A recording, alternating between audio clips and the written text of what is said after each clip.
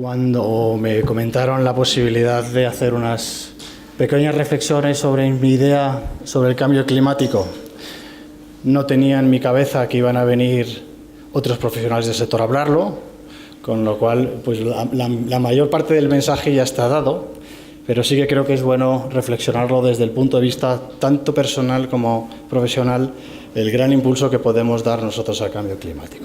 Y cuando se habla de cambio climático, es muy distinto hablar en septiembre o en octubre, después de haber sufrido las grandes sequías que han asolado incendios en Portugal o han arrasado urbanizaciones completas en California, que hablar de cambio climático hoy, que a todos ya se nos ha olvidado y que llevamos 3 meses que no para de llover. Con lo cual, antes de empezar, creo que es bueno tener un poco la conciencia de dónde estamos y que, a pesar de estas lluvias, yo he consultado esta mañana la página de embalse.com para ver cómo estábamos hoy, y a fecha 15 de marzo me parece que tenemos una capacidad embalsada del 53%, que significa unos 30.000 hectómetros cúbicos. Para que todos tengamos en la cabeza, lo que los españoles consumimos es alrededor de 35.000 hectómetros cúbicos al año. Es decir, todavía no tenemos las reservas para cumplir el año que nosotros necesitaríamos. Y si nos vamos atrás, para todos aquellos que todavía ponen en cuestión el cambio climático, es el año pasado a estas mismas alturas teníamos un 10% más de la capacidad embalsada, y si nos vamos 10 años más atrás teníamos un 25% más de la capacidad embalsada. ¿Vale? Entonces, a mí, cuando hablo de cambio climático, como no quiero entrar en el debate, me gusta más hablar de las evidencias que estamos sufriendo desde hace muchos años. Y en nuestro caso concreto está clarísimo que llevamos unas sequías que nos están condicionando de alguna manera la forma en la cual tenemos que enfrentarnos nosotros a nuestro día a día.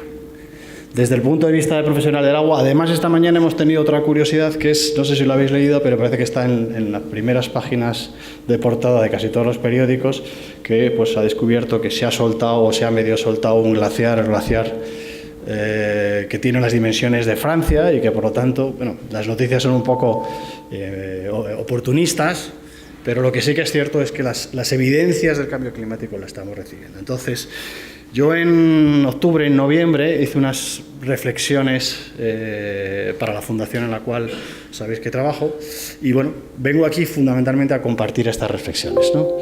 Entonces, mi primera reflexión es que el cambio climático nos queda tan lejos y nos parece tan complicado que al ciudadano de a pie le cuesta realmente decir qué puedo aportar yo para esto, ¿no? Es decir, como decía Carlos Marx, que es una frase muy bonita, decía: al ciudadano todo aquello que no puede resolver se olvida porque total lo deja para los demás. Y yo creo que en el cambio climático nos está pasando esto. Todos hablamos de cambio climático, pero realmente, ¿qué podemos hacer, no? Entonces, yo creo que en el sector de agua tenemos bastantes herramientas que las podemos aportar. No son todas. Yo vengo aquí con las propuestas con las que llevo trabajando ya mis últimos 20, 22 años de carrera, y que creo que son un granito de arena para aportar, y que muchos del sector las conocéis, ¿vale? Entonces, para empezar,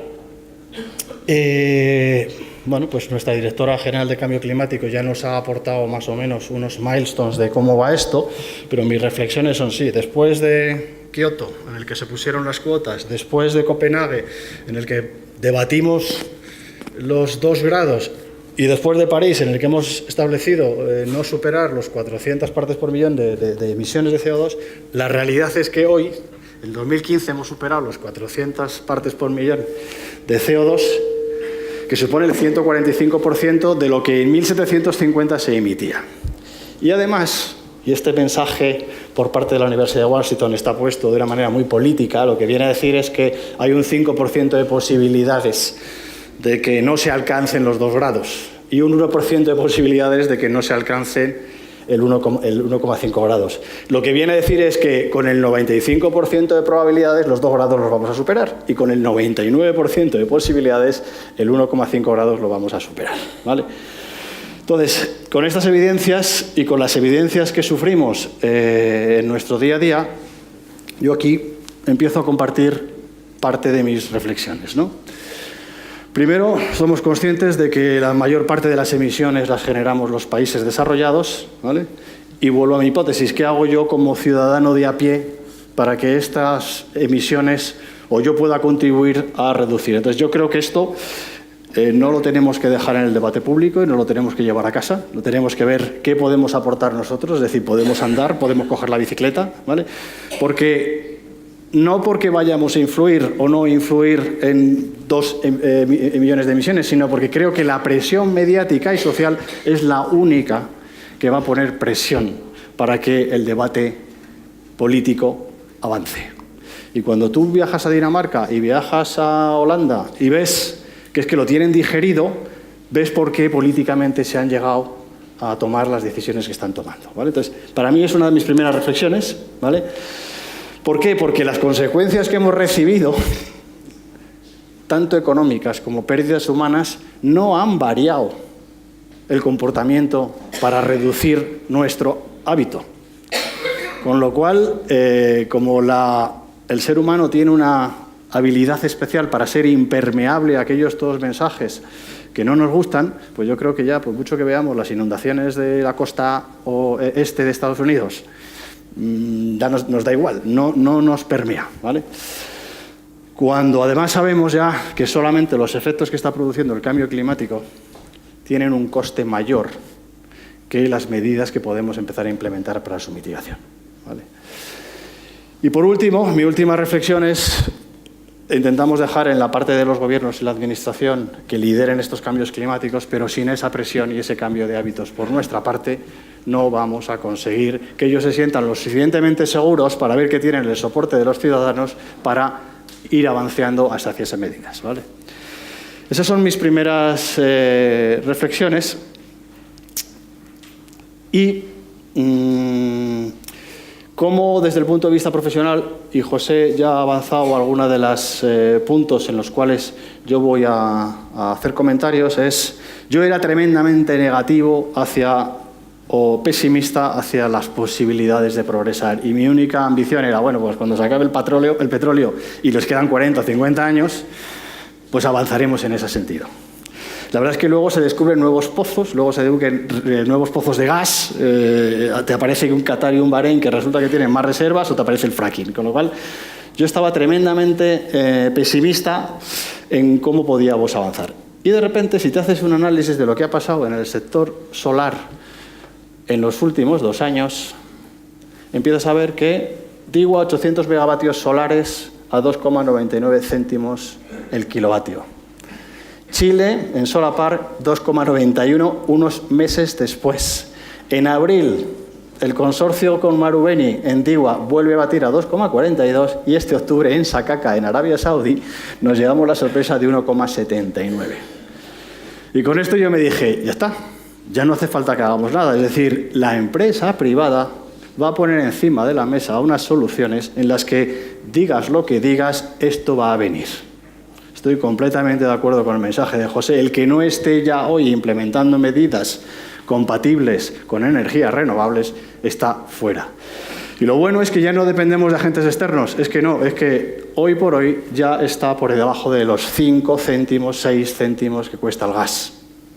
Con lo cual, será cuestión de tiempo, pero mi mensaje positivo es, bueno, ya es un precio competitivo y va a venir porque la escala y la economía de mercado al final es la que priva, ¿vale?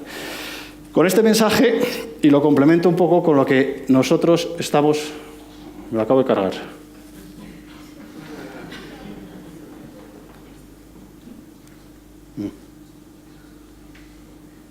Bueno, esta es la evolución. Venimos por encima de los, si os acordáis, por encima de los 6 y 7 céntimos antes del 2016 y desde 2015. ¿Y cuáles son las propuestas que yo traigo encima de la mesa? Hace 25 años España hizo una apuesta por la membrana como tecnología de ósmosis inversa. Y me encanta ver aquí a nuestra exministra Cristina, y no es porque estés tú aquí, ya lo he dicho en algún otro foro, creo que desde que usted estaba en el ministerio no ha vuelto a haber una agenda del agua, y es una queja que tenemos todo el sector. Cuando nosotros apostamos en los años 90 por la tecnología de membrana, yo estaba trabajando en aquel entonces en Veolia y tenía a mis franceses que tenían la mejor tecnología de SIDEN de compresión de vapor térmica. No vendíamos un colín, ¿vale? Yo iba siempre con mis membranas imposibles. Entonces, excepto en Canarias y en Palma de Mallorca, los hoteles, no vendíamos la tecnología de membrana. Consumía 7 kilovatios hora metro cúbico, ¿vale? Gracias al esfuerzo que hemos hecho muchas de las empresas españolas, ahí estamos liderando el sector de desalación sin ningún complejo. Hemos bajado el consumo energético por debajo de 3,5 kilovatios hora metro cúbico. Hemos hecho plantas de 200, 300, 400.000 metros cúbicos y llevan trabajando ya 10 y 15 años. O sea, nadie puede poner en cuestión que la tecnología es común, que es ya un commodity y que somos capaces de producir agua por debajo de los 7 céntimos de dólar, ¿vale? Además, a esto le queda recorrido. Pero además, si ahora combinamos, porque sigue habiendo quejas, tú te vas todavía y el ministro de Arabia Saudita te dice, no, pero 3,5 todavía es mucho. Porque me supone no sé cuántos barriles de petróleo. Dice, bueno, pues te voy a combinar esto con la lección que hemos aprendido ahora. A partir de ahora te voy a hacer desalación neutra en emisiones, porque te voy a poner por solar. Entonces, ahora estamos prácticamente casi todas las empresas implementando estas soluciones. Yo ya he hecho 2 o 3 propuestas muy interesantes y ya sea directa o indirectamente, porque el tema de las baterías sabéis que todavía no está al 100% disponible y sobre todo en un precio que no es competitivo, pero es cuestión de 2, 3, 4 años, las baterías estarán y por lo tanto, en cuanto podamos conectar 24 horas a las desaladoras, podremos producir agua con energía renovable. Es decir, tendremos ya un recurso no convencional y además con renovables. Y el último tema para comentar es, efectivamente, hoy por hoy no están las baterías, pero se puede hacer de forma indirecta. Yo estoy presentando opciones, decir, oye, los 25 años de mi concesión de una desaladora en los próximos 365 días al año van a consumir 350 megas. Yo te voy a poner una planta de solar de 350 megas, te la voy a vender a 2 céntimos, a 3 céntimos, y tú, si quieres, me la devuelves y me pones un alquiler de la red, ¿vale? Esto ya es una realidad en países del Golfo.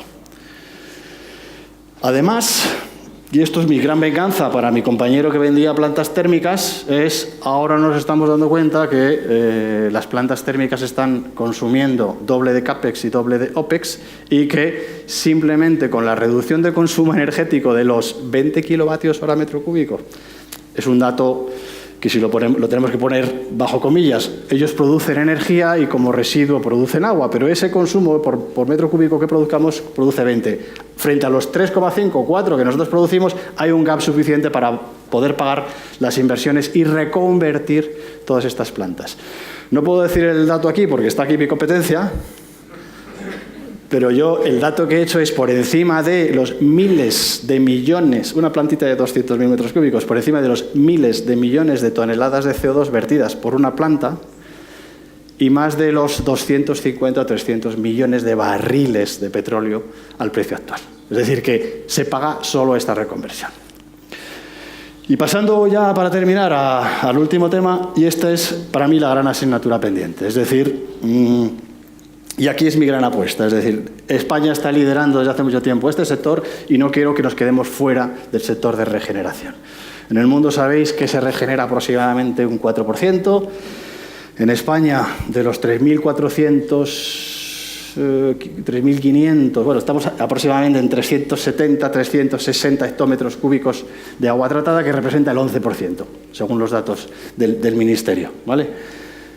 Pero si nos vamos al dato que os hemos dado antes de los 35.000 hectómetros cúbicos, 26.000 hectómetros cúbicos van para riego. Es decir, consumimos el 80% de nuestro agua potable para regar en riego agrícola. No está ahí ni en los parques y jardines ni otros usos de riego.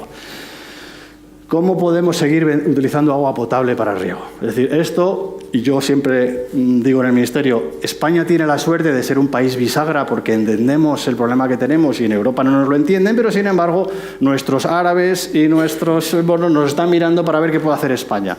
El nuevo cambio de la directiva, si bien en los próximos meses va a ser un paso buenísimo para poder tener un marco regulatorio que nos ayude a enfocar este punto. Pero para mí esta es la gran decisión que yo creo que tenemos que encaminar tanto la administración como las empresas privadas. Las empresas españolas tienen esta tecnología, la han implementado en muchos países, pero todavía no tenemos un número suficiente de proyectos que nos permitan avanzar en esta línea. Y 11% para mí me parece bajo para España. Israel está en el torno de los 36-40%. Es cierto que en España vas a Murcia y te dicen un 25%. Es cierto que en Madrid, por la política de riegos de parques y jardines, es un poco más alta, pero 11% es una miseria, ¿vale? Y yo creo que es el gran reto que tenemos, y para nosotros es poder volver a vender nuestra experiencia en desalación fuera de España con la misma tecnología de reuso, ¿vale? Y no comentamos ya nada de otros usos que puede tener la reutilización, es decir, podemos empezar, y es una realidad, a inyectar y mantener nuestras reservas o agua potable y empezar a tener las reservas para el futuro. Entonces, sin entrar simplemente en este tema, porque es un tema mucho más complicado desde el punto de vista del ciudadano, ya solamente para que lo utilicemos para riego es fundamental, ¿vale? Y esto sí que es cambio climático. Reservar nuestras aguas, mantener nuestros acuíferos y producir agua no potable para regar y utilizar el agua potable para el futuro. Y creo que más o menos estas eran mis reflexiones, y si me vas a permitir, Alejandro, que termine con una invitación. Como sabéis, yo soy consejero de la Asociación Internacional de Desalación y Reuso, como muchos de aquí. José también es consejero con nosotros, y hemos conseguido por primera vez traernos a España el primer Congreso Internacional de Regeneración en Valencia en junio. Desde aquí os invito a todos. Es la primera vez que, además de las sesiones técnicas, estamos promoviendo un debate muy interesante entre Administración española, experiencias en California, en el título 22 de Regulación y Regeneración de Uso, y la estructura legal que tiene Singapur en regeneración. Vamos a poner en debate las tres regulaciones que el mundo en estos momentos está intentando ver por dónde tira.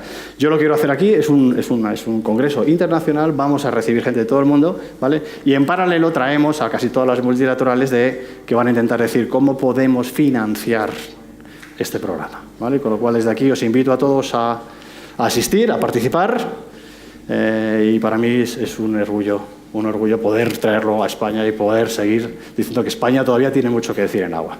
Pues nada más y muchísimas gracias.